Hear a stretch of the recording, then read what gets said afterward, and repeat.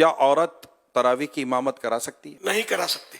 تراویح اور کوئی سی بھی نماز کی عورت امامت نہیں کرائے گی. تراویح کی نیت کرنا بھول گئے تو کیا تراویح ہو جائے گی؟ جو پڑھ رہا ہے اس کے ذہن میں کہ میں نماز پڑھ رہا ہوں اس وقت، یہ پتہ ہو اس کو، تو یہ مطلب اور تراویح کا وہ وقت ہے یا ذہن میں عام طور پہ ہوتا ہے کہ میں تراویح پڑھوں، تو اگر ہے ذہن میں تو الفاظ جملے منہ سے ادا کرنا یہ کوئی شرط نہیں ہے، دل میں ہو نیت. کیا مسافر پر بھی تراویح پڑھنا ضروری ہے؟ مسافر کے لیے بھی سنت تو ہے کہ تراویح پڑھے یہ.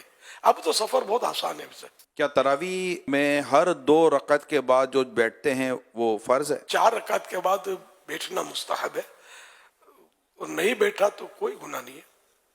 4 رکعت کے بعد 4 رکعت، اس کو ترویح بولتے ہیں 4 رکعت کو. کیا تراویح پڑھنے کے لیے روزہ رکھنا ضروری ہے؟ روزہ ہے، تراویح ہے. کسی کو کسی عذر کی وجہ سے روزہ قضا کرنے کی اجازت ملی بھی گئی، لیکن پھر بھی تراویح اس کے لیے باقی ہے.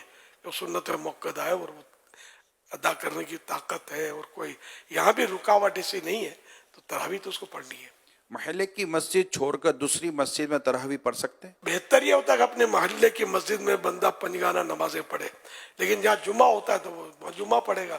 تو اگر تراویح اس طرح کسی اور مسجد میں جا کے پڑھے تو کوئی گناہ نہیں ہے. عشاء کی نماز سے پہلے تراویح پڑھ لی تو کیا ہو جائے گی؟ عشاء کے فرض کے بعد ہی تراویح کا ٹائم شروع ہوگا، اس سے پہلے نہیں ہوگی. عشاء کی جماعت مسجد میں ہو گئی تو کیا وہ تراویح کی جماعت پڑھ سکتا ہے؟ مسئلہ یہ ہے کہ عشاء کے فرض نہیں ملے تو تراویح تو پڑھ سکتا ہے با جماعت.